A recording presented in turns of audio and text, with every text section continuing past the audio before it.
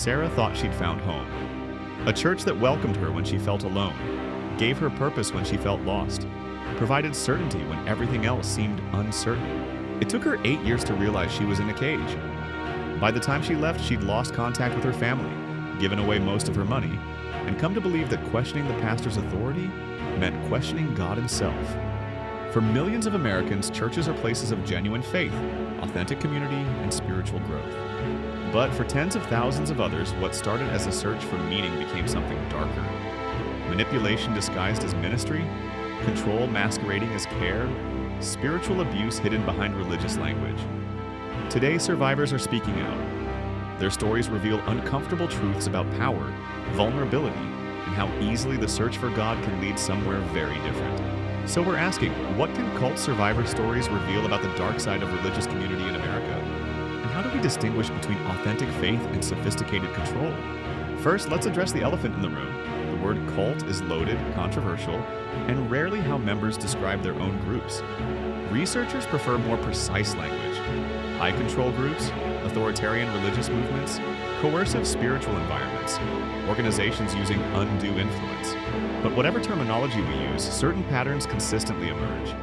Extreme control over members' behavior, information, thoughts, and emotions. Isolation from outsiders and former members. Leadership beyond questioning or accountability. Fear-based loyalty. Stay and obey or face consequences. Discouragement of critical thinking about the group's teachings or practices. Paul wrote, "Test everything, hold fast what is good." Thessalonians 5:21. But high-control groups do the opposite. They punish testing, discourage questions, and create environments where doubt equals betrayal. So here's the critical question. When does strong religious commitment become unhealthy control? Where's the line between a devoted community and a dangerous one? That line exists, but from the inside, it's almost impossible to see. Here's what most people get wrong. They assume only broken, desperate, or gullible people join cults. They're wrong. Meet Jennifer. She joined at 23, educated, employed, from a stable family. She wasn't fleeing trauma or searching for a father figure. She was just lonely in a new city and looking for community. The group seemed perfect, welcoming, authentic. Everyone was so certain about their beliefs, so committed to each other. After years of casual friendships and shallow connections, this felt real. That's called love bombing. Intense attention, unconditional acceptance, instant belonging. It's not insincere. The members genuinely believe they're showing God's love. But it's also a recruitment technique that creates powerful emotional bonds before critical thinking kicks in. Research shows people are most vulnerable to high-control groups during life transitions. Moving to a new city, starting college, after a breakup or divorce, following loss or trauma, during spiritual questioning or searching. Not because they're weak, because they're human. Because we all need belonging. Because certainty feels better than ambiguity. Because community is a fundamental human need. High-control groups understand this better than most healthy communities do. They're exceptionally good at identifying what you're missing and promising to provide it. The question isn't why do people join, it's why wouldn't they? When the group seems to offer everything they've been searching for. Nobody joins a cult, they join a community. The cult emerges gradually, one small compromise at a time. At first, the rules seem reasonable. Commit to regular attendance, that's just spiritual discipline. Limit contact with negative influences, that's just protecting your faith. Give generously, that's just stewardship. Submit to leadership, that's just biblical authority. Each step makes sense individually, but together they build a cage. Former members describe common control tactics.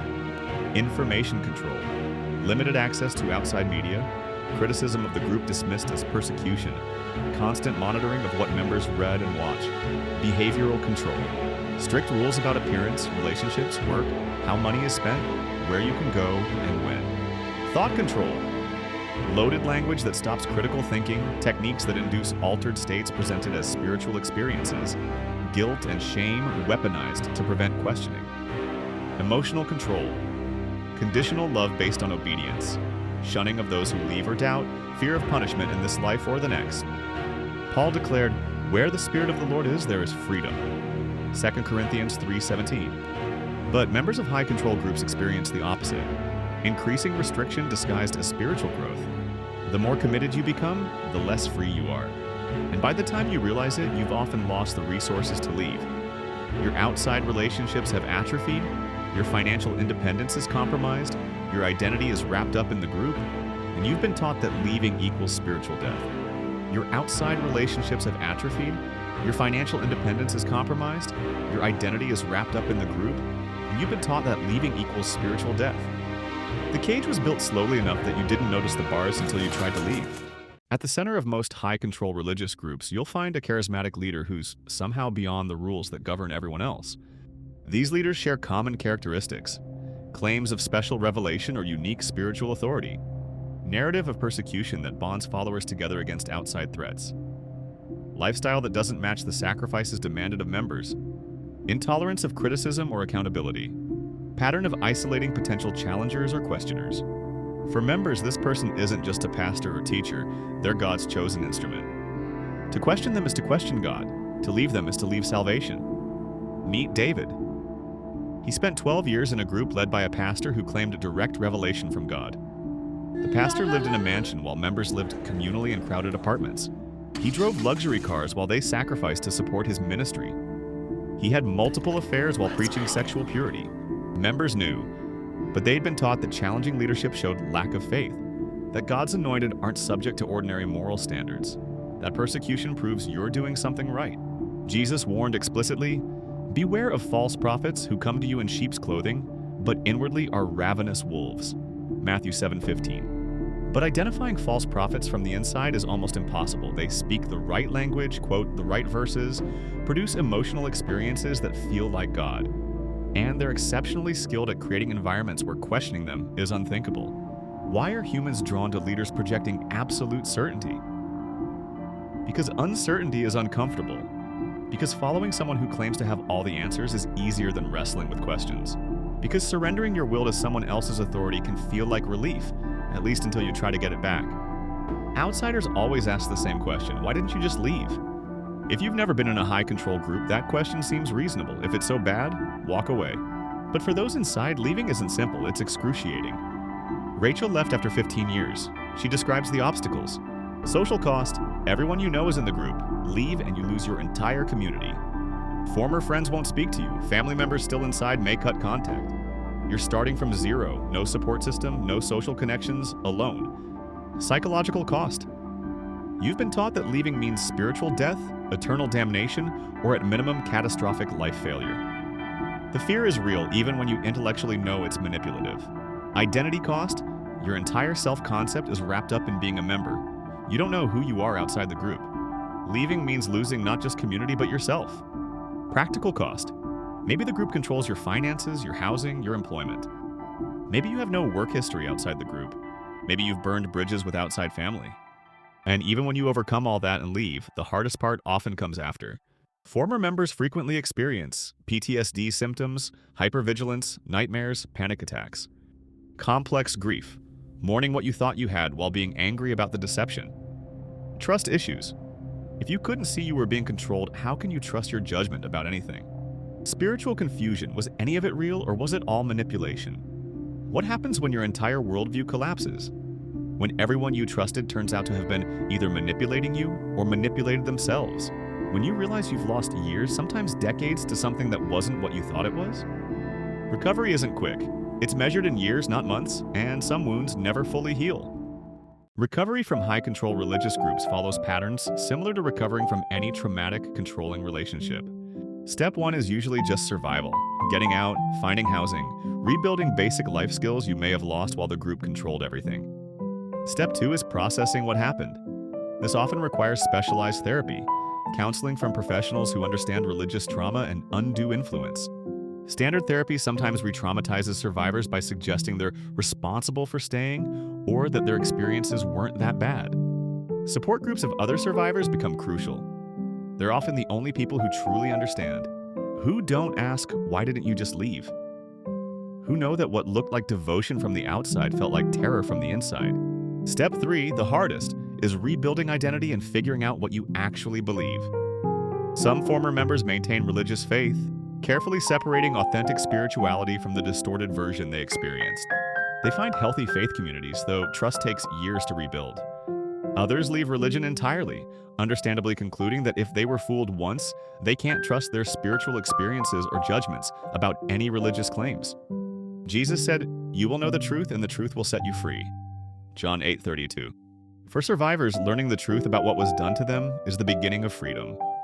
But the process of becoming truly free, of reclaiming autonomy, rebuilding trust, discovering who they are outside the group, takes years of hard work. Can people separate healthy spirituality from harmful religious experiences? The evidence suggests yes, but it requires time, support, and often professional help. And it requires acknowledging that what happened wasn't normal church, wasn't typical faith community, wasn't just too strict or a bad fit. It was abuse. Calling it anything else delays healing. Most religious communities aren't cults. Most churches, synagogues, temples, and mosques are places where people find genuine community, authentic faith, and healthy spiritual growth. But survivor stories reveal warning signs that anyone considering joining a religious community should watch for. Leadership red flags. Leader beyond questioning or accountability. Claims of special revelation or unique authority. Lifestyle inconsistent with teachings. Pattern of controlling personal lives of members. Community red flags. Pressure to cut ties with outside friends and family. Discouragement of questions or critical thinking. Information control about the group's history or finances. Love bombing followed by conditional acceptance. Personal red flags. Feeling increasingly isolated. Growing financial dependence on the group. Anxiety about leaving or questioning. Personality changes noticed by outside friends or family. None of these alone necessarily indicates a dangerous group, but multiple warning signs together suggest something unhealthy. Survivor accounts highlight crucial questions for all religious institutions. How do we balance strong community with individual freedom? How do we maintain spiritual authority while ensuring accountability? How do we create belonging without control? How do we encourage commitment without manipulation? The difference between healthy and harmful isn't always obvious, but it's real. And it matters more than almost anything else about religious community. What draws people into high-control religious groups? The same things that draw all of us to community: the need for belonging, purpose, certainty, meaning. The desire to be part of something larger than ourselves. Those needs aren't wrong, they're deeply human. The tragedy is when they're exploited. How can society recognize warning signs of unhealthy spiritual environments?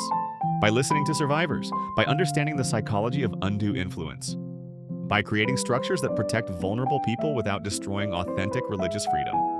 And what do survivor stories reveal about the human need for belonging and certainty?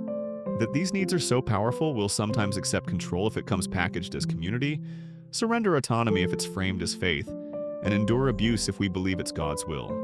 The survivors who speak out aren't trying to destroy religion or attack faith. Most still value spirituality. They're trying to warn others, to prevent what happened to them from happening to someone else, to shine light on dynamics that thrive in darkness. Their courage in telling these stories, often facing disbelief, victim blaming, or retaliation, deserves our attention. Because the patterns they describe aren't rare exceptions. They're common enough that most of us probably know someone who's experienced them, even if we don't realize it. The stories shared by survivors of high-control religious groups are painful, complex, and often difficult to hear. They challenge comfortable assumptions about faith, community, and our ability to recognize manipulation when it's happening to us. But these stories also reveal something essential: the resilience of the human spirit, the courage it takes to question everything you've been taught, the strength required to walk away from everyone you know, the determination to rebuild from scratch. Faith can inspire hope and build genuine community, but power without accountability can corrupt even the most seemingly spiritual environments. And the search for God can be exploited by those who claim to speak for Him. Understanding these experiences doesn't require abandoning faith. It requires approaching belief, leadership, and community with wisdom, awareness, and healthy skepticism, testing everything as Scripture itself commands. The survivors told their stories so you wouldn't have to live them. Listening might be the most important thing we can do. This is the Scholar's Ledger, where we examine uncomfortable truths about faith and power. Subscribe, share, and join us as we search for truth, even when it's painful to find.